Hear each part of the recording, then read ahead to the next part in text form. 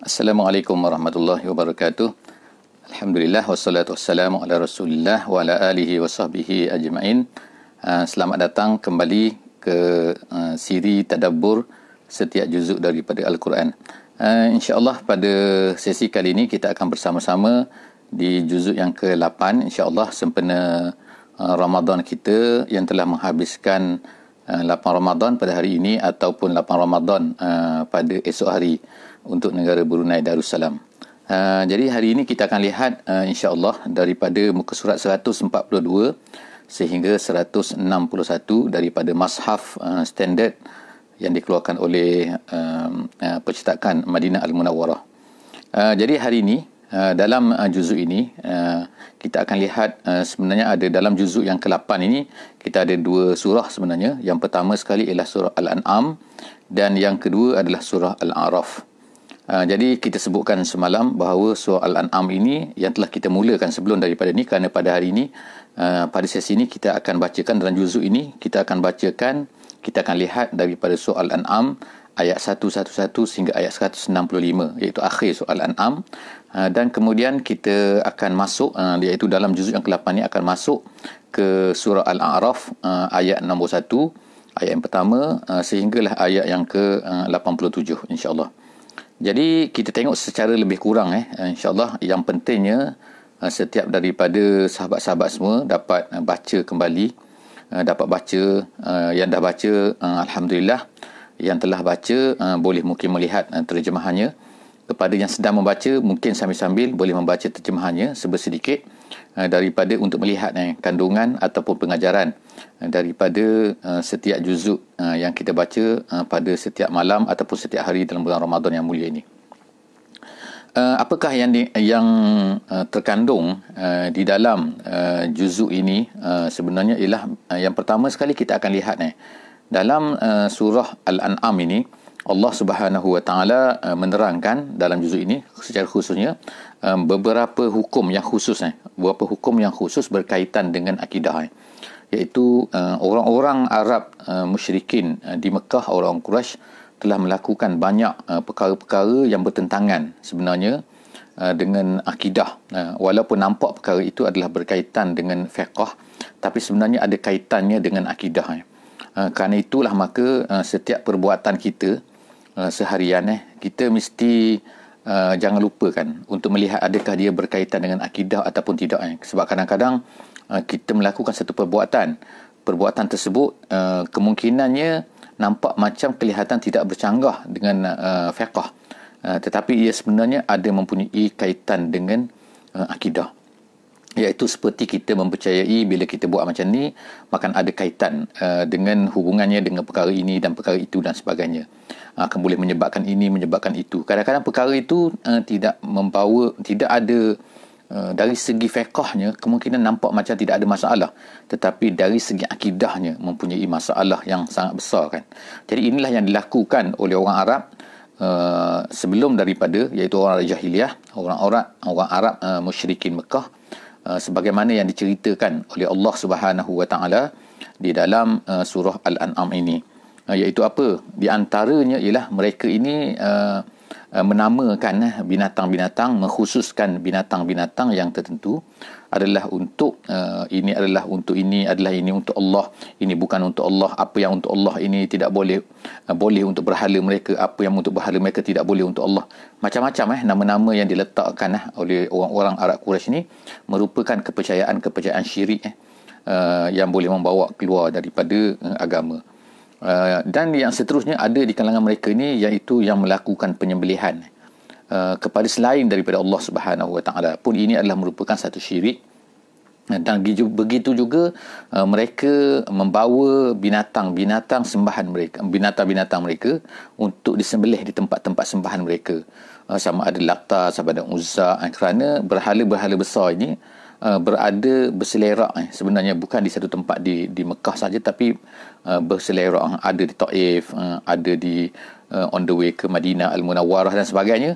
Jadi berhala-berhala ini kadang-kadang mereka bawa binatang-binatang untuk disembelih di sana. Jadi ini adalah merupakan satu syirik yang sepatutnya tidak dibuatlah. Dan kita pun pada hari ini kita hendaklah melihat dan sentiasa adakah perbuatan-perbuatan kita itu dilakukan kepercayaan tahayul, kepercayaan khurafat, kepercayaan syirik dan sebagainya, kerana ini adalah satu larangan daripada Allah Subhanahu Wa Taala kerana ia berkaitan dengan akidah yang tidak dibenarkan. Kemudian seterusnya juga di dalam surah ini, iaitu dalam surah Al-An'am ini, Allah Subhanahu Wa Taala menyebutkan tentang iaitu satu perkara, iaitu kita hendaklah meletakkan hati kita ini kepada Allah Subhanahu Wa Taala, kerana Allah Subhanahu Wa Taala sajalah yang boleh memberi hidayah kepada kita.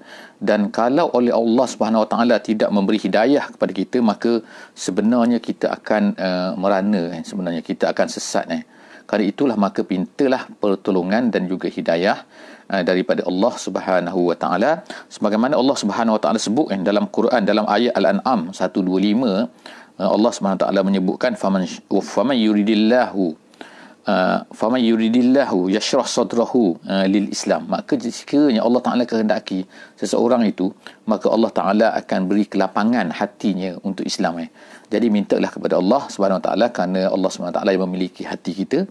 Maka jika sekiranya Allah Subhanahu Wa Taala tidak kehendaki, maka Allah Taala akan sesatkan kita. Maka wal-iyazubillah.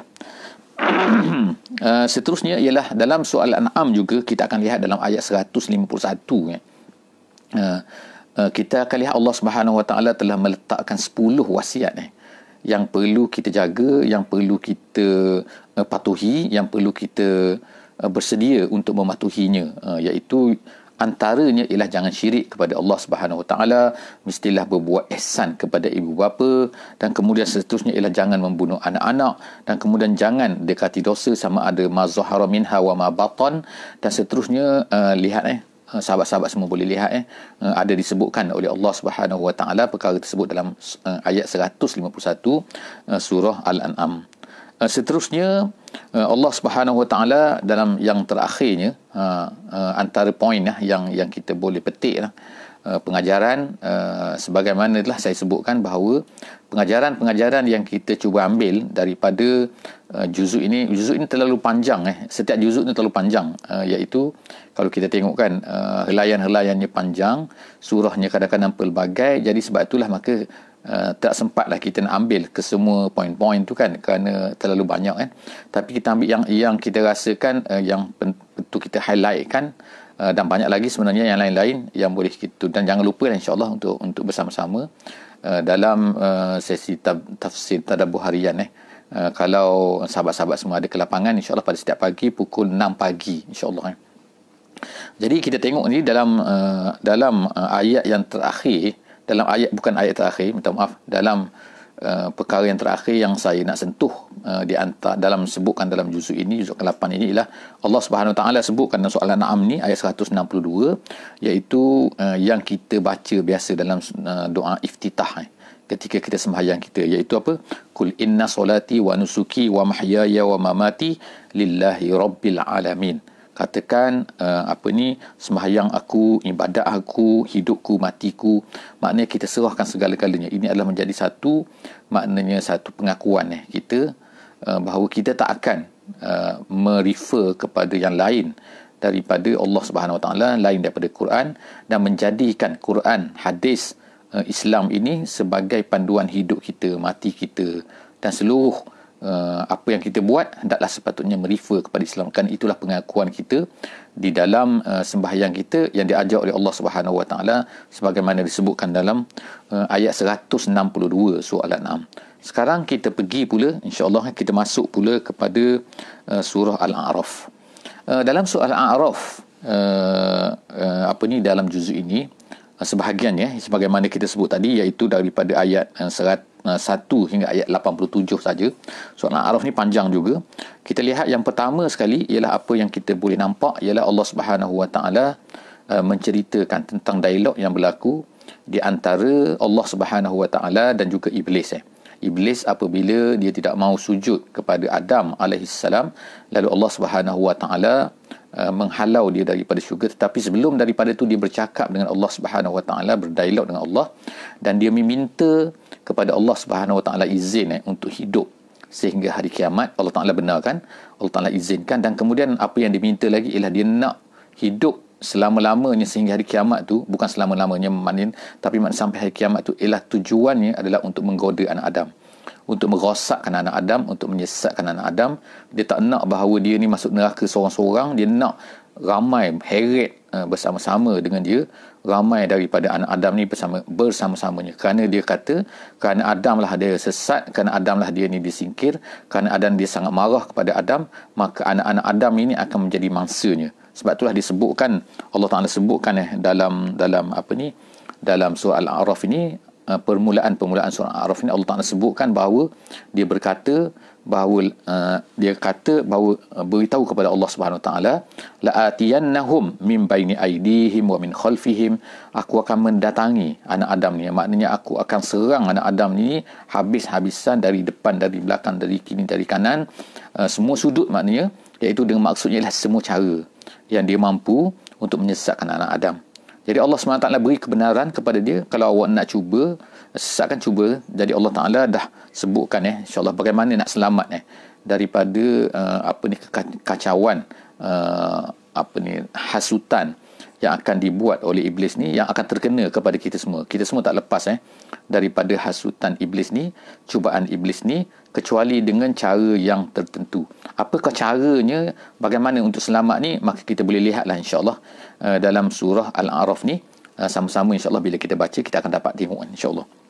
Dan seterusnya Allah Subhanahu Wa Ta'ala juga menyebutkan di dalam surah Al-A'raf, dalam juzuk yang ke-8 ni, tentang dialog yang berlaku di antara ahli syurga dan juga ahli neraka, dan juga satu kumpulan lagi yang dinamakan sebagai Al-A'raf, golongan Al-A'raf.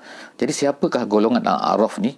Secara mudahnya kita kata ialah golongan yang mana amalan baik dia dan amalan jahatnya adalah sama.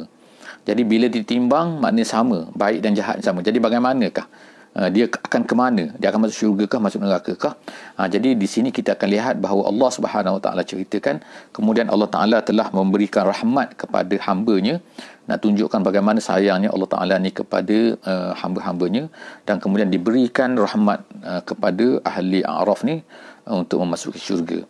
Dan begitulah, maka kemudian dalam juzuk yang ke-8 ini, kita seterusnya ialah kita dapat lihat Allah Subhanahu Wa Ta'ala dalam hujung juzuk yang ke-8 ini menceritakan kepada kita melalui Quran ni, itu kisah 5 orang rasul. 5 orang rasul dengan dakwah mereka masing-masing, dengan menghadapi masalah-masalah yang dihadapi oleh mereka masing-masing, menghadapi kaum mereka. Jadi Allah Ta'ala sebutkan di situ, iaitu yang pertamanya Nabi Nuh alaihissalam, dan kemudian Nabi Hud alaihissalam, dan kemudian Nabi Lut alaihissalam, kemudian Nabi Saleh alaihissalam, dan seterusnya ialah Nabi Syuaib alaihissalam. Semua tu ada masalah dengan kaum mereka masing-masing, maknanya kaum mereka masing-masing tu mempunyai pelbagai sikap, perangai yang berbeza-beza lah, masalah-masalah yang dihadapi oleh Nabi-Nabi ini. Jadi kita bacalah insya-Allah tentang mereka ni di dalam juzuk yang ke-8 insya-Allah. Moga-moga Allah Subhanahu Wa Ta'ala akan membantu kita insya-Allah untuk mendapat sebersedikit daripada Quran dalam bulan Ramadan Al-Mubarak pada kali ini. Wallahu a'lam bissawab. Jumpa lagi insya-Allah dalam juzuk yang ke-9 dalam sesi akan datang. Wallahu a'lam bissawab. Wassalamualaikum warahmatullahi wabarakatuh.